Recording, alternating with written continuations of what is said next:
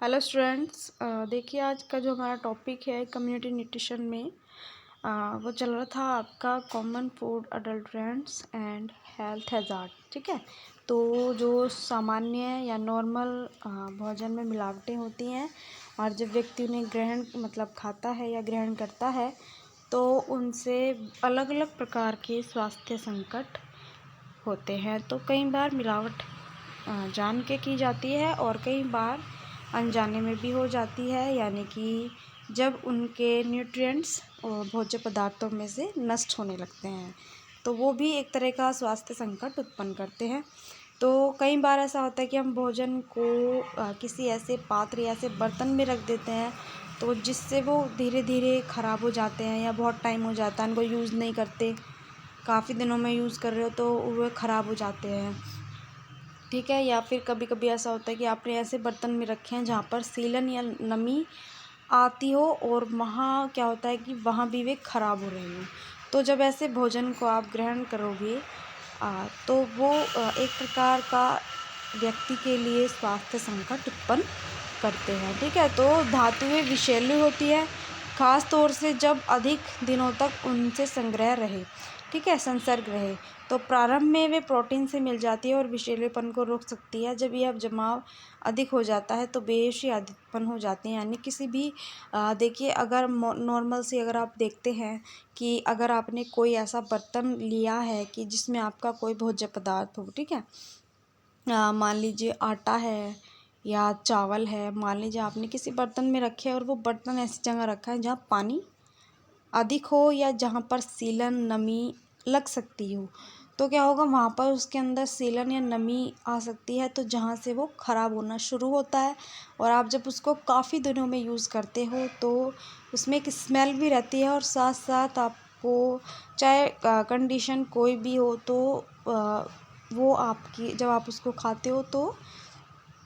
वो भोज्य जो पदार्थ होता है कहीं ना कहीं उसमें काफ़ी दिनों की रखे की क्या होती है कि एक स्मेल बन जाती है, तो जब आप उसको खाते हो तो वो स्वास्थ्य के लिए हानिकारक होती है। ठीक है ना, या कई बार ऐसा होता है कि जो भोज्य पदार्थ होते हैं, मान लीजिए आटा है, आपने पुराना आटा बहुत टाइम तक रखा हुआ है और उसमें जब आपका नया आटा आया तो आपने पुराने वाला नहीं निकाला, नया उसमें ही ऐड कर दिया, यानी उसी में ही डाल दिया, तो एक तरीके से नीचे दबा रह गया बर्तन में। तो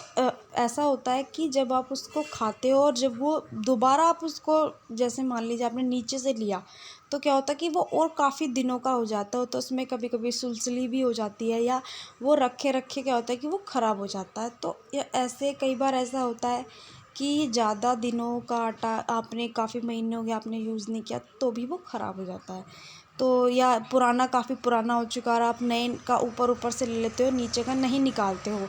तो तब भी क्या होता है कि वो ख़राब हो जाता है। यानी कि वो जब आप उसको यूज़ करते हो खाने में तो वो क्या होता है कि उसमें वो न्यूट्रिएंट्स नहीं होते जो उस टाइम होते हैं।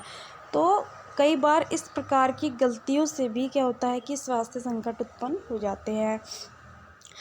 तो बेहतर होता है कि पुराने सामान को आप पहले निकालो, नया सामान डालो और पहले जो आपका पहली चीज़ रखी हो पहले उसको यूज़ करो। तो ऐसा होता है कि फिर वो ज़्यादा दिनों तक का नहीं रहता, तो वो स्वास्थ्य के ऊपर संकट नहीं आता। तो कई बार ऐसा होता है कि दालें रखी रह जाती हैं तो उनमें सुलसुली हो जाती हैं और वो क्या होता है दालों को खोखला कर देती हैं। तो अगर बात करी जाए कि कुछ व्यक्ति मजबूरी में से ही अगर उसको खाते हैं तो वो भी क्या होती है कि एक तरह की ख़राब दाल आप खा रहे हो भोजन में, तो अपने स्वास्थ्य के लिए संकट उत्पन्न कर रहे हो। तो कई बार मिलावटें जो होती हैं जानबूझकर की जाती है और कई बार अनजाने में भी हो जाती है। तो इस तरह के भोजन को ग्रहण नहीं करना चाहिए। तो ये भी एक तरह का स्वास्थ्य संकट ही उत्पन्न करते हैं। तो जिसमें है शीशा। तो मनुष्य का शरीर न केवल खाद्यों से वरन पानी, धूल और वायु से ऐसे भी प्राप्त कर लेता है। ठीक है, तो यानी कि जो एक व्यक्ति है, यानी कि एक मानव है, मनुष्य है, मनुष्य का शरीर न केवल खाद्यों से बल्कि पानी, धूल, वायु ऐसे भी प्राप्त कर लेता है। तो प्राय तरल पदार्थों से अधिक मिलता है यानी कि सीसा, और ठोस पदार्थों की अपेक्षा यह तरल पदार्थों में अधिक मिलता है, और इनके खाद्य पदार्थों में यह पाया यानी कि अनेक खाद्य पदार्थों में यह पाया जाता है। तो जैसे देखिए, जैसे शेल मछली, जड़ी बूटियों, पैक्टिन, खाद्य रंगों में यानी जो आपके रंग होते हैं भोजन में डालते हो आप रंगों को सुंदर अट्रैक्टिव बनाने के लिए, या कई बार भोजन थोड़ा देखने में अच्छा नहीं होता तो उसको और सुंदर बनाने के लिए, या कई बार भोजन के कुछ दोषों को छुपाने के लिए भी यूज़ किया जाता है। तो चाय, बेकिंग पाउडर, कस्टर्ड आदि में पाया जाता है। ठीक है, तो सीसा हमारे गुर्दों पर क्या होता है, दुष्प्रभाव डालता है, और इसकी कुछ मात्रा दांतों, अस्थियों, उंगलियों और यानी कि इन सभी में जमा हो जाती है। तो इससे उत्पन्न विषाक्तता के लक्षण इस प्रकार है, जैसे यानी कि अगर इसको ज़्यादा मात्रा में या आप भोजन में ग्रहण करते हो तो नॉर्मल सिर में दर्द होना या चक्कर आना, रक्तहीनता, पेट में गड़बड़ी हो सकती है, या कई बार ऐसा होता है कि रक्त में सीसे की मात्रा बढ़ जाने से मानसिक गड़बड़ी भी हो सकती है। तो सीसे का नॉर्मल एक वे में अगर आप देखते हो तो जो सीसे का जहर का मुकाबला सिर्फ क्या करता है, सिर्फ उसके लिए दूध ही सबसे बेटर ऑप्शन होता है। ठीक है, दूसरा आता है हमारा एल्युमिनियम। तो प्राय मिठाइयों को वर्क लगाकर सजाया जाता है, तो इसके लिए सस्ता एल्युमिनियम से बना वर्क प्रयोग होता है। इससे क्या होता है कि देखिए, पहले तो क्या होता है चांदी का वर्क किया जाता था, लेकिन अब क्या होता है कि थोड़ा क्या बहुत मात्रा में क्या होता है कि हर एक चीज़ में मिलावट की जाती है, तो क्या होता है कि स्वास्थ्य संकट उत्पन्न हो जाता है। तो उसमें क्या होता है कि जब आप इन एल्युमिनियम को यूज़ करते हो, खाते हो, किसी भी रूप में भोजन में मिलाया जाता है, तो इससे क्या होता है कि पाचन तंत्र से अवांछित दुष्प्रभाव पड़ता है, यानी कि जो हमारा डाइजेस्टिव सिस्टम होता है वो कमज़ोर हो सकता है या वो ख़राब हो सकता है। तो यानी कि उसके ऊपर एक प्रकार का यानी कि दुष्प्रभाव पड़ता है, और उसके प्राकृतिक कार्य संचालन में बाधा पड़ती है, यानी कि जो डाइजेस्टिव सिस्टम अपना वर्क करता है, कार्य करता है, नॉर्मल मेंटेन करता है हर एक चीज़ को, तो क्या होता है कि जो उसका कार्य संचालन होता है, तो इस तरह के भोजन खाने से तो क्या होता है कि उसमें उसके कार्य में एक प्रकार की बाधा उत्पन्न होने लगती है, या हो सकता है हमारा डाइजेस्टिव सिस्टम भी ख़राब हो जाता है, तो वो सही प्रकार से कार्य जो है वो नहीं कर पाता। तीसरा आता है हमारा कीटाणु तथा फफूंद के विषैलेपन से स्वास्थ्य संकट। ठीक है, तो जो कीटाणु होते हैं या कुछ फफूंदी के कारण या फफूंदी के विषैलेपन से स्वास्थ्य संकट। तो देखिए, फफूंदी जो होती है, मान लीजिए अगर आपने बहुत सारा गेहूँ स्टोर करके रखा है, ठीक है, तो कई बार नमी जहाँ पर होती है तो वहाँ पर अगर वो गेहूँ पर लग जाती है तो वो गेहूँ को भी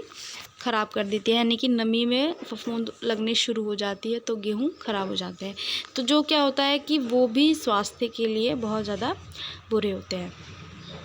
तो खेती उगने, फसल काटने, परिवहन, भंडारण, वितरण तथा उपभोग हेतु तैयार करने के दौरान, यानी कि इतनी प्रोसेसिंग होती है, तो इन प्रोसेसिंग के दौरान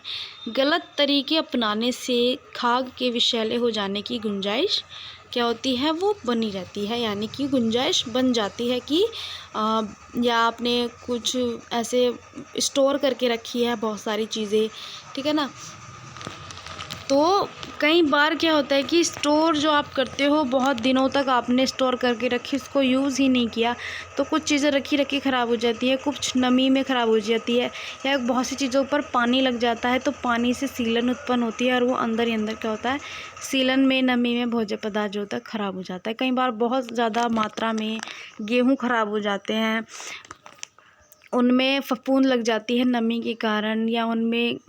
एक तरीके से वो अंदर अंदर खोखले हो जाते हैं, सुलसुली हो जाती है उनके अंदर। तो ऐसी बहुत सारी चीज़ें होती हैं कि भोज्य पदार्थ की विषैले होने की गुंजाइश होती है, बहुत ज़्यादा बन जाती है। तो कीटाणु तथा फफूंद भी एक बड़ा खतरा बनते हैं। तो जन स्वास्थ्य पर इसका क्या होता है, सीधा असर पड़ता है और वो जल्दी खराब या दूषित होने वाले खाद्य होते हैं। जैसे आपके हैं, मान लीजिए कुछ वैसे भोज्य पदार्थ होते हैं जो जल्दी ख़राब हो जाते हैं। तो जैसे आपका दूध होता है, ज़्यादा टाइम तक या ज़्यादा दिन तक नहीं चलता। दूध जन्य उत्पादन होते हैं आपके, मांस होता है या मांस उत्पादन, अंडे, मछली, कच्ची सब्जियां भी आपकी कुछ दिन चल जाती हैं। और सलाद हुआ, सलाद सैलेड तो आपका कुछ घंटों के बाद ख़राब हो जाता है। और फल, अनाज से बनी चीज़ें आदि ज़्यादा समय तक नहीं बनी रहती। तो अगर क्योंकि आप इनको कुछ दिन, 1-2 दिन तक ही, इनमें से कुछ चीज़ें ऐसी हैं जो आपकी 1-2 दिन तक ही चलती हैं, उसके बाद ये ख़राब हो जाती हैं। तो स्टूडेंट्स, इसके आगे का जो टॉपिक है वो मैं आपको नेक्स्ट वीडियो में बताऊंगी।